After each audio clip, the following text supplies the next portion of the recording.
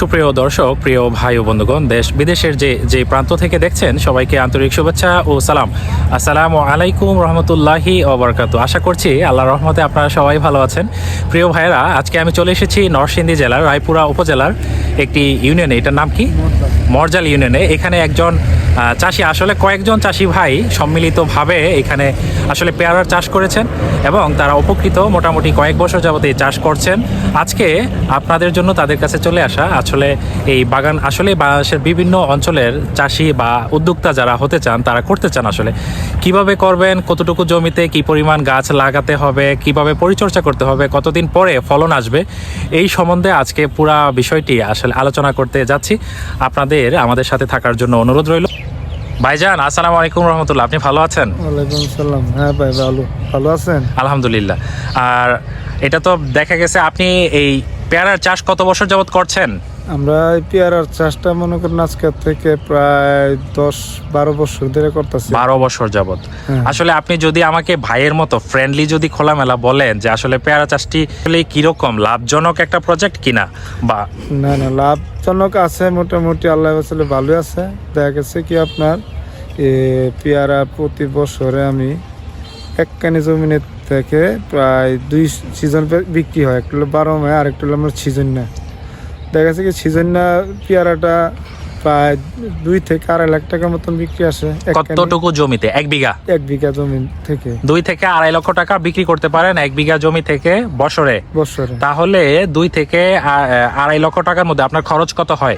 আমার 2.5 লাখ টাকা বিক্রি করলে মনে করেন প্রায় 1.5 লাখ মতন খরচ হয়ে থাকে।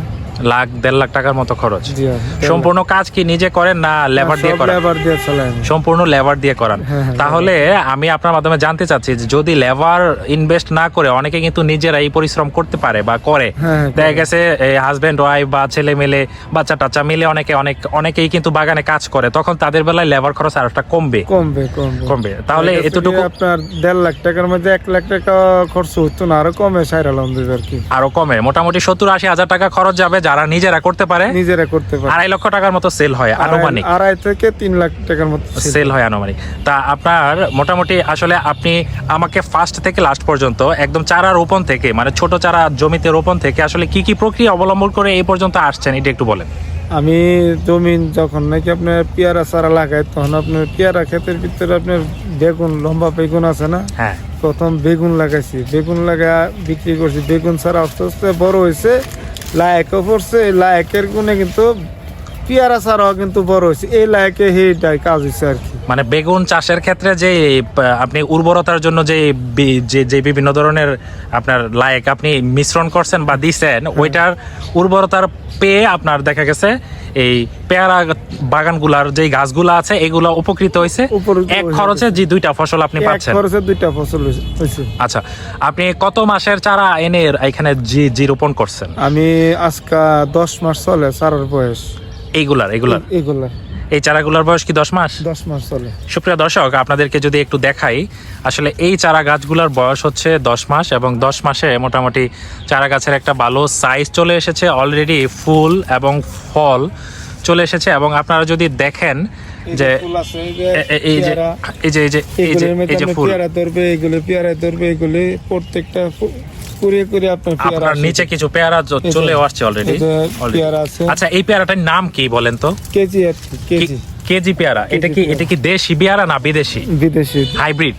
হাইব্রিড বলা হয়। এটা কি বাংলাদেশি পণ্য নয়? না, বাংলাদেশে উৎপাদনকৃত জাত। বুঝতে পারছি। এখন আপনি আমাদেরকে একটু বলেন, আপনার মাধ্যমে জানতে চাই যে কতটুকু ডিস্টেন্স, মানে কতটুকু দূরত্ব মানে বজায় রেখে চারাটা রোপণ করতে হবে? স্কয়ার ফিট কতটুকু? স্কয়ার ফিট একটা চারা থেকে আপনার আরেকটা চারার দূরত্ব 7.5 ফিট দূরে লাগাইতে হবে একটা চারা গাছ থেকে। সুপ্রিয় দর্শক, ওনার বক্তব্য অনুযায়ী আমরা যা বুঝলাম যে একটি চারা গাছ থেকে, এই যে এটা একটি চারা গাছ থেকে অন্য আরেকটি চারা গাছের দূরত্ব হতে হবে 5.5 ফুট, 5 হাত বা 7.5 ফিটের মতো স্কয়ার। এটা চতুর্দিকে এইরকমই রাখতে হবে। এবং এই পেয়ারা গাছটা আপনি মোটামুটি 7 থেকে 8 মাস আগে রোপণ করছেন। এটার মেয়াদ বা আয়ুকাল কত মাস বা বছর হবে? এটা আপনার 2 বছর থাকবে আর কি। 2 বছর গাছটা থাকবে। 2 বছরে 4টা সিজন হইব, 12 মাসে একটা, আর সিজন নিলে একটা বছরে 2টা ধরা দিব। আচ্ছা, মোটামুটি 2 বছর পরে কি গাছ কর্তন করে ফেলবেন? আবার কর্তন করে আবার নতুন করে আবার চারা লাগাবো। আবার নতুন করে চারা গাছ লাগাবেন। পুরা জমিন গাছ কাটিয়া আবার এই জমিন আপনার পাওয়ার টিলার দিয়া, ট্রাক্টর দিয়া, সুইয়া, শ্বাস দিয়া, হ্যাঁ। এরপর আবার নতুন করে আবার চারা লাগাতে। আচ্ছা, একটু যদি বলেন যে এই চারা গাছগুলা কোত্থেকে আপনি সংগ্রহ করেছেন? আমি আপনার এই যে যশোর বাজার থেকে যারা চারা বিক্রি করে তারা নিতে।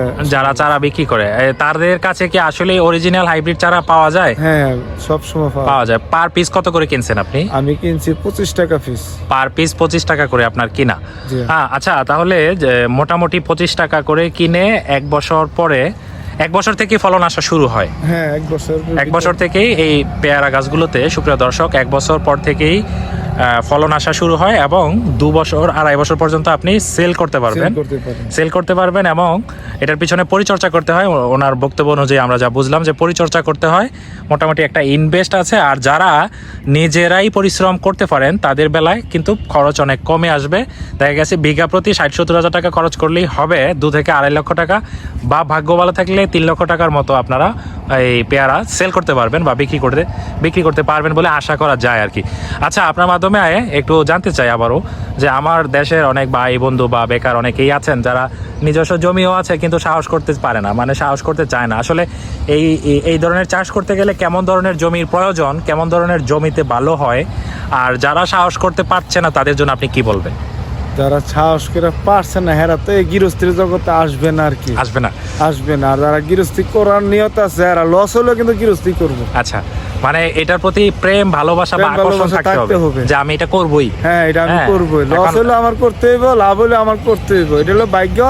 কিন্তু সময় দেখা গেছে কি আপনার আগে পেয়ারা ছিল, 1 বছর আগে ছিল আপনার পেয়ারা 20 টাকা 25 টাকা কেজি, এখন বর্তমানে আছে 50 টাকা 60 টাকা কেজি। 50 টাকা 60 টাকা কেজি। কিন্তু এই কারণে পেয়ারা একটু লাভবানটা একটু বেশি আসছে। এই পেয়ারাটাই শহর অঞ্চলে গেলে প্রাইস আর একটু বেড়ে যায়। হ্যাঁ, দামটা আরেকটু বাড়ে আর আমাদের এখান থেকে ডাইরেক্ট খেতে থেকে কিনে নিলে আপনার 60 টাকা কেজি। 60 টাকা কেজি। আচ্ছা, আপনারা কোন ধরনের গ্রাহক, মানে কোন ধরনের কাস্টমারদের কাছে এটা বিক্রি করতে পারেন বলেন তো? আমরা তো আপনার বেশিরভাগ আপনার সাপ্লাইয়ের মাধ্যমে বেচা কিনাটা হয়। যে সমস্ত ব্যাপারীরা আসে কিনে নিয়ে যায়, তারা সাপ্লাই করে বিভিন্ন কান্ট্রিতে অথবা ঢাকা শহরে। মাল ভালো হলে বিদেশেও সাপ্লাই করে। আপনাদের এই প্রোডাক্টের মধ্যে যদি গুণগত মান ভালো হয় তারা ওই প্রোডাক্টটা কালেকশন করে বাইরের দেশে পাঠায় বলতেছেন আপনি। আর বাকি দুর্বল যে প্রোডাক্টগুলো আছে এগুলো বিভিন্ন অঞ্চলে তারা পাঠিয়ে দেয়, উপজেলা ভিত্তিক বা জেলা ভিত্তিক তারা তখন বিক্রি করে। হ্যাঁ, ঢাকা বিক্রি করে, বিভিন্ন জায়গায় চিটাগাং পাঠায়, নভা। আচ্ছা, আপনার মাধ্যমে আরেকটা কথা জানতে চাচ্ছি যে আসলে আমরা কিন্তু বাঙালি মানুষ যারা আমরা সারা দেশেই আছি, তারা কিন্তু মানে একজনের দেখা দেখে আরেকজন একটা কিছু করতে চাই। হ্যাঁ, যেমন ধরেন মুরগির যেই ফার্মটা, এটা ব্রয়লার হোক আর লেয়ার হোক, যেটাই হোক, একজনের দেখা দেখে আরেকজন যে সে করছে প্রফিটেবল, আমরাও করি, উদ্বুদ্ধ হয়, অনুপ্রাণিত হয়, দেখে করার জন্য একটা আগ্রহ তৈরি হয়। তা আমি আপনার মাধ্যমে এতটুকু জানতে চাই যে পেয়ারা বাগানটাও দেখতেছি মোটামুটি এই যে এদিকে একদম ঘুরিয়ে, এটা ব্রিজের পাশে, ব্রিজের নিচে আর কি, নদীর সাথে একদম পলিমাটি জমে, ভালো উর্বর একটা জমি। তো আসলে পেয়ারা বাগানটাও আসলে কার মাধ্যমে আপনি শুরু করেন, কাকে দেখে অনুপ্রাণিত হয়ে আপনি স্টার্ট করেন, এটা যদি আমার ছোট ভাই স্বাস্থ্য ভাই আছে, সে আপনার পেয়ারা গৃহস্থী করতেছে আজকে প্রায় 10-12 বছর। 10-12 বছর যাবত। হ্যাঁ, আগে কৃষি কাজ করতো, আগে আপনার শশা করতো জমিনে, আবার দেখা গেছে কারফল করতো, এই যে অন্যান্য সবজি করতো। তখন আপনার দেখা গেছে কি সেইগুলিতে না পেয়ারা গৃহস্থীটা একটু আমরা মনে করি একটু ভালো আর কি, এই কারণে এইটিতে এগুলি লাভজনক বেশি মনে হয়। আচ্ছা, শেষ প্রশ্ন, যে কি ধরনের জমি নির্বাচন করতে হবে? জমির মাটিটা কি বেলে দোআঁশ হতে হবে, না এঁটেল, না লাল মাটিতে হয়? আসলে কি ধরনের মাটিতে এই পেয়ারা জমিনের মাঝে আপনার সব জাতের মাটি চলে, কারণ বাল্লা মাটির মাঝে করতে পারো, মাটিলা মাটিতে করতে পারো, লাল মাটিতেও করতে পারো, কিন্তু শর্ত একটাই যে রস থাকতে হবে। রস থাকতে হবে, পানি তো মেশিন বইতে হবে, রস দিতে হবে, পানি দিয়ে নাকি শুকায় যাবে, এসব পানি দিতে। আপনাদের কি সেচের ব্যবস্থা করতে হয় এখানে? না, আছে, করতে হয় যখন গ্রীষ্মকাল তখন করতে হয়, আর বাকি মৌসুমটাতে করতে হয় না করুন না। আচ্ছা, সবচেয়ে বেশি ক্ষতিগ্রস্ত হয় কি পোকার কারণে, কি ভাবে আপনারা মানে ক্ষতিগ্রস্ত হন এটার মধ্যে, এটা একটু বলেন। এখানে মনে করেন একটা বল্লার ফুক আছে, আর একটা লাল ফুক আছে, হ্যাঁ, আর একটা আপনার এই জন্য পোকা আছে আর কি, এই জন্য আমরা বীজ দেই 1 সপ্তাহ পর 4 দিন 5 দিন পর ফলটা যখন একটু বড় হয় তখন আপনার 4 দিনে একদিন বিষ দিই। আবার যখন নাকি আপনার ফল ছোট হয় তখন আপনার 1 সপ্তাহ পরে পরে আবার বিষ দিল আমরা, কিরা পোকা এগুলি ধরে হয় না না। আর কি, হয় না। আচ্ছা, ফলন বড় হওয়ার জন্য কি ধরনের রাসায়নিক আপনারা ব্যবহার করেন বা করেন কিনা? আমরা ফল বড় হওয়ার জন্য মানে আমাদের জমিনের মধ্যে একটা টাইম আছে ফলটা বাইরবার, দেখা গেছে কি ফলটা বাইরনির 3 মাস থেকে 4 মাসের মাথাতে কিন্তু ফলটা বড় হয় নাকি। এগুলি মনে করেন আমরা জমিন গাছ ঠিক লাগার জন্য ওষুধ যেটা আছে, যেমন হসপিট আছে, সার আছে, পটাশ আছে, বাসটিং আছে, এগুলি আমরা জমিনে দেওয়ান লাগে আর কি, ব্যবহার করেন? ব্যবহার করি। জি, গোবর সারও কি পাশাপাশি হ্যাঁ, করেন?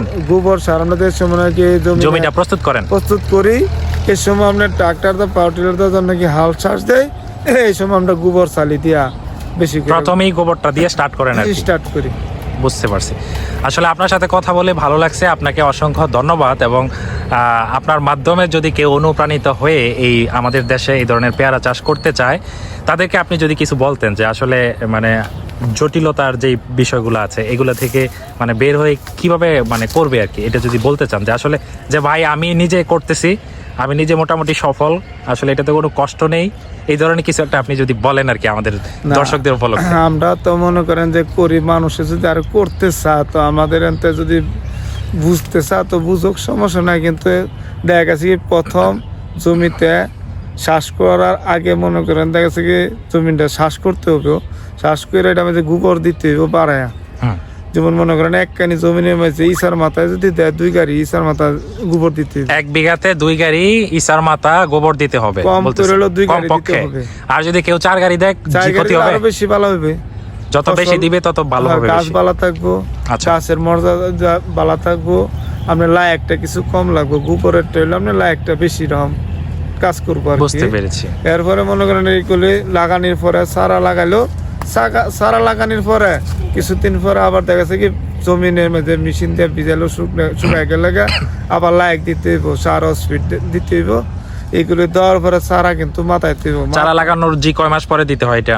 এটা চারা লাগানোর দেখা গেছে কি আপনার 1 মাস বা 1.5 মাস সময় মাথা কিছু কিছু লাইক দিতে হবে। লাইকটা দিলে চারাটা তো মনে হয় যেতে ওর টাইমে লাগে, হিওর ছাড়তে লাগে আপনার 1 মাস। 1 মাস। 1 মাস পরে দেখা গেছে কি চারার মধ্যে লাইক চতুর্দিকে তো দিলে লাইকে কাজ করবে। কাজ করার পরে গাছ মনে হচ্ছে বাড়বো, বাড়ার পরে ডালা হইব, ডালা হওয়ার পরে কিন্তু দেখা গেছে কি ফুল আসবে। আর যদি গাছে যদি আপনার লাইক না থাকে, গাছ যদি আপনি মরার মতন থাকে তো আপনি ক্ষেত্রে মালাইব করতে, ফুল আসবে না। ফুল আসবে না। ফুল আসবে না। সব জিনিসের মনে করেন যত্ন লাগবে আর কি। সুপ্রিয় দর্শক, আসলে আপনাদেরকে জানানোর উদ্দেশ্যে ওনার কাছে আসা। উনি খুবই আন্তরিক একজন চাষি এবং ওনার মাধ্যমে ওনার সাথে কথা বলে আপনারা কতটুকু উপকৃত হয়েছেন আমাদের ভিডিও দেখে আসলে আপনাদেরকে কমেন্টে জানানোর জন্য অনুরোধ রইল। সুপ্রিয় দর্শক, আসলে আমরা সবসময় চেষ্টা করে থাকি এই ধরনের ভিডিও দেওয়ার জন্য। আসলে আমাদের দেশে প্রচুর পরিমাণে বেকার যুবক যুবতী যারা আছেন, কিছু একটা করতে চান, আসলে এমন ধরনের প্রচুর মানুষ রয়েছেন। সুপ্রিয় দর্শক, আমি একটু বাগানের ভিতরে আপনাদেরকে ঢুকে দেখাচ্ছি কেমন ধরনের ফলন আসছে। আসলে সম্পূর্ণটাই আল্লাহর রহমত এবং নসিবের একটা ব্যাপার, আমি যতটুকু বুঝি আর কি। দেখুন, আল্লাহর রহমতে প্রচুর পরিমাণে ফলন এসেছে এই বাগানটিতে। এটা ওনার একটি বাগান। আসলে এই বাগানের বয়স মাত্র 8 থেকে 9 মাস। উনি কিছুক্ষণ আগে আমাদেরকে এই কথাগুলি জানালেন। সুপ্রিয় দর্শক, আসলে ওনার বাগানটির অবস্থান হচ্ছে নরসিংদী জেলার রায়পুরা উপজেলার একটা ইউনিয়নে এবং ওনার বাগানের পাশ দিয়েই বয়ে গেছে একটি নদী। আপনারা যদি একটু লক্ষ্য করেন দেখতে পারবেন এই যে একটি ব্রিজের পাশেই কিন্তু এই বাগানটি। নদী প্রবণ হওয়ার কারণে নদীর যেই পলি মাটি আসে, এই পলি মাটির কারণে আসলে এই জমিটি এমনি থেকেই উর্বর। আর উর্বর মাটিতে যে কোনো ধরনের ফল ফসলই ভালো হয়ে থাকে, আমরা আগে থেকেই জানি। সুপ্রিয় দর্শক, আসলে আপনাদেরকে দেখানোর তেমন কিছুই নেই, কারণ আপনারা মোটামুটি সবই ভালোভাবেই বুঝেন। আসলে এই বাগানটি অনেক বড় একটি বাগান এবং প্রায় কয়েকশো গাছ রয়েছে এই বাগানের ভিতরে। সুপ্রিয় দর্শক, এই যে দেখুন, 8 থেকে 9 মাসের বয়সী বাগানে এই ধরনের পেয়ারার মোটামুটি সাইজটা একটু বড় হয়ে, পেয়ারাগুলোর নাম হচ্ছে কেজি পেয়ারা। এটা হাইব্রিড পেয়ারা নামে অনেকে চিনে থাকেন। এলাকা ভিত্তিক বিভিন্ন ধরনের বাজারে আপনারা এই পেয়ারার চারাগুলা পেয়ে যাবেন। সুপ্রিয় দর্শক, এই যে এখানে দেখুন একটি বড় ধরনের পেয়ারা। এই যে আসলে এই ধরনের বাগানে ঘুরতে কিন্তু সবারই ভালো লাগে। কার না ভালো লাগে আপনারা অবশ্যই কমেন্টে জানাবেন যে আসলে এই ধরনের বাগানে ঘুরতে পারলে আসলে কেমন লাগবে।